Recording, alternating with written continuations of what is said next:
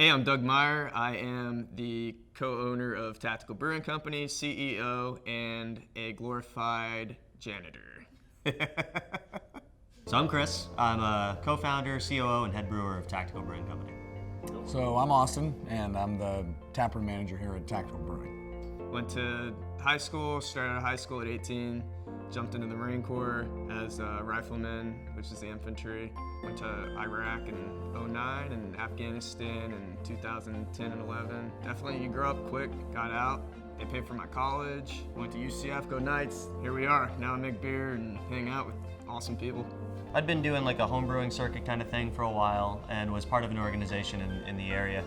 And then I met Doug through that organization. He used to come out to some of the meetings from time to time, and we try some stuff I was making, and I try some stuff he was making, and give feedback and all that kind of thing. So over time, he started talking to me about this project he was working on. And since I had kind of had a little bit of a background in certain facets of the industry beforehand, he kind of wanted to just pick my brain and see what might work, what might not. So originally, I was sitting down to just kind of like look over the business plan and just kind of try to shoot holes in it and see where it could be a little bit more efficient, or maybe something that could be tailored up a little bit more. Best way I could say working for Chris and Doug is interesting. Very interesting. Two different people. Let's say it's interesting. I feel very close to our staff. For example, we just went to Halloween Horror Nights on Wednesday and did our team building event, and got scared and had a few beers. I think the most unique thing about Tactical Brewing is the fact that we have so many different walks of life coming in, and we can appeal to, a very wide array of audiences. We have a big veteran first responder community here that maybe that niche hasn't been tapped into, no pun intended. I think we have something special here. And at any given time, you can look around and you'll be like, oh, that's Orlando Police Department. That's some guys that I haven't seen in like 8 years that we deployed with, and it's crazy. It's a nice little community. People get over here and they get to get some good networking done with the individuals that live in Baldwin Park, and it's awesome. It's like a family. So the area that this is in used to be a naval base that was just the recruitment center and the boot camp for the Navy. So there's two different ones here in the Great Lakes, and this became its own little community as Baldwin Park. So not a lot of prior service military left, so it's still the same people, so it's very, very, very tight-knit.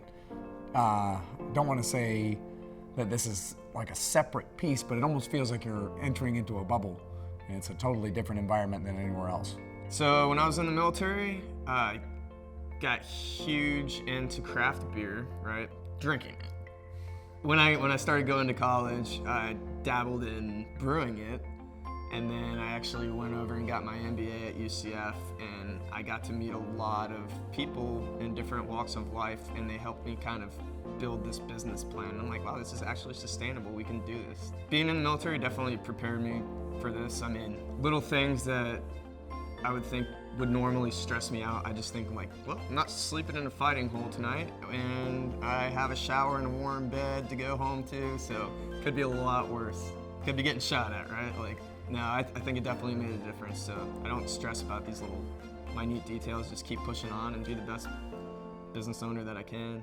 The biggest point for me when it all became real and reality was like the first time we did a beer festival, and we had the brand on the tent, and we were pouring beers, get feedback, and I was losing my mind because I had no idea how it was gonna go and what could go wrong. And then just watching everybody geek out and watching a line that like 20, 30 yards long, and just seeing everything blow out in 2 hours, I was like, holy shit, I think we're actually onto something with this. So it was really cool. I think that was the moment where I started seeing the wheels in motion. I'll be honest, I had no idea that it was gonna get this big this quickly. I thought in a short period of time we would start to, bring more beer out, we would expand the hours a little bit, continue to move forward, but every day it's more people. And the same concept as before, we only have 5 people that work here in a total. How on earth can it continue to get busier, continue to be this way? Oh, the slow season's coming, maybe it's gonna slow down. Oh, something's gonna happen to where it's raining outside, maybe, and then more people come. I'll walk down the street. There's no one out here, there's nobody around, there's no possibility that anybody could be here, and we're still full. We're not blind to the fact that, at the end of the day, we are a tap room, and maybe some people come in just to grab a beer and move on. We're not trying to bore them with technique and process and all that stuff if they don't want to hear it. But the person that comes in who's really curious and is trying to find out and learn more about the product or our culture, or maybe even how to brew certain things, like, I want them to get as much as they possibly can to where they leave feeling as though they've got more than just 12 or 16 ounces of something in their belly. Ask a question about something. Know why you want to order a beer, or ask a random question of anybody that works here and learn something, because I'm going to ask you something about your life or something that you do. What is your area of expertise? Because I need to take away something, because I'm here for a reason too. And that's not just to hang out. I want to learn, because I'm supposed to pass this on to my son and the next generation. I have to pass all of this on, or it's just going to die. So for those thinking of coming out to Tactical Brewing, just want to kind of throw out there, we've got a really great group of people from all different walks of life. We're pretty much family here. Our team here is second to none. We're very fortunate to have people from all walks of life who are very passionate about what they do. They're never complacent. They're always looking for somehow to better us, better ourselves, and better something for the guest. Obviously, I hope you like the beer. I put a lot of time and effort into it.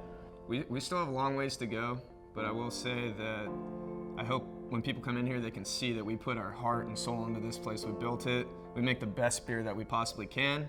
And I hope people enjoy it, like quality above all. And then on an ethical standpoint, for me, when I got out of the military, that was probably my hardest time, coping with, you go to war with these people, and then after 4 years, you possibly never seen them again. Then you go home, and there's just kind of a void. You don't really connect with maybe people that you grew up with. For example, I've had a lot of the guys that I was in with that I haven't seen in like 8 years, but I hope something like this can get people together and kind of help them as they transition back into civilian lifestyle, because it is difficult. Like I said, big passion project here is just the networking that goes behind it. And that's not even us. We let everyone do their own thing. We just provide the beer and show our support. The quality of the beer, the home for veterans and first responders too, and people that love beer. Like, you see so many different walks of life in here, and it's a good time. I love this place.